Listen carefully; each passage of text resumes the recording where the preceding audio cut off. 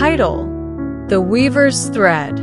In the village of Liren, where the river sang secrets to the reeds, the weaver Marin wove tapestries that stole breath from those who saw them. Her loom, ancient as the hills, crouched in a cottage draped in ivy, its threads shimmering like caught starlight.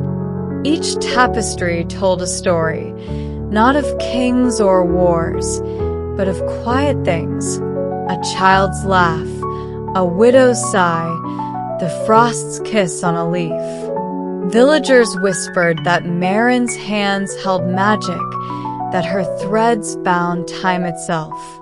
She only smiled, her eyes like deep pools, and said nothing. At 32, Marin was neither young nor old, her hair a cascade of silver despite her years. She worked alone, her fingers dancing across the loom, but she was never lonely. The threads spoke to her, soft murmurs of joy, grief, hope. They came from no merchant spool. Marin spun them herself, though none knew from what.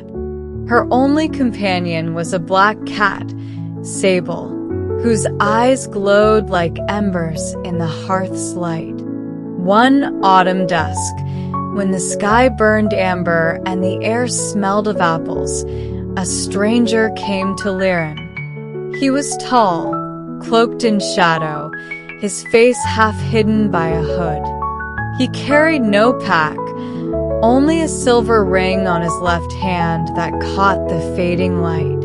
The villagers, wary of outsiders, pointed him to Marin's cottage, for who else could answer a stranger's questions? Marin was at her loom when he knocked, the rhythm of her shuttle unbroken.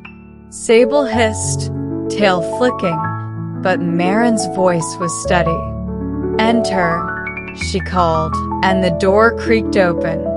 The stranger stepped inside, his boots silent on the stone floor. He smelled of rain and something older, like forgotten books. "I seek a weaver," he said, voice low, resonant.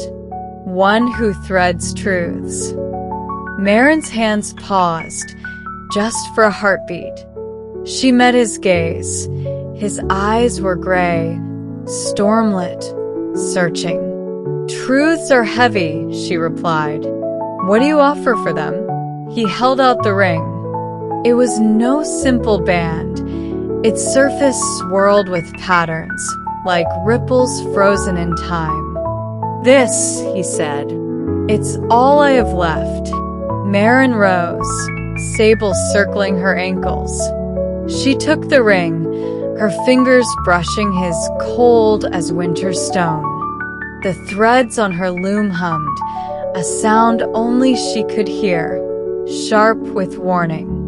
She turned the ring in the firelight, seeing not metal but moments, a lover's vow, a broken promise, a night of stars snuffed out.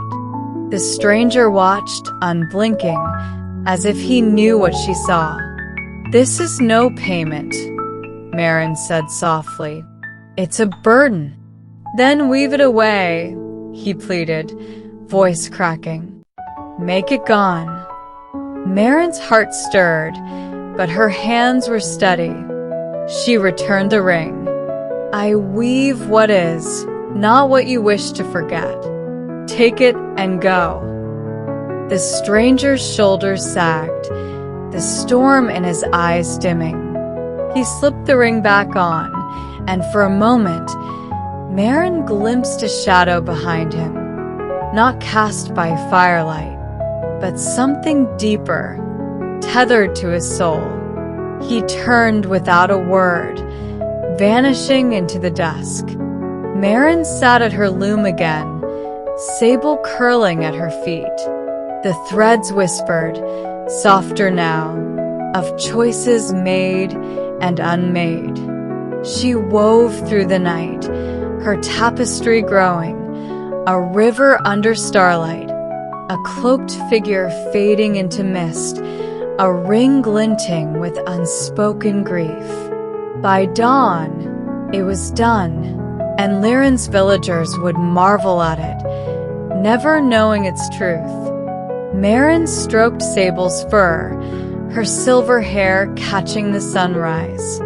The loom was still, but the cottage hummed with life. She had woven the stranger's pain, not to erase it, but to hold it as she held all things, gently, like a thread too fine to break. Thank you, amazing viewers. We're so grateful to you for listening to our story videos on English through stories. Your support for adventures like The Weaver's Thread and The Lantern Keeper means the world to us. Keep learning English with us. More exciting stories are coming.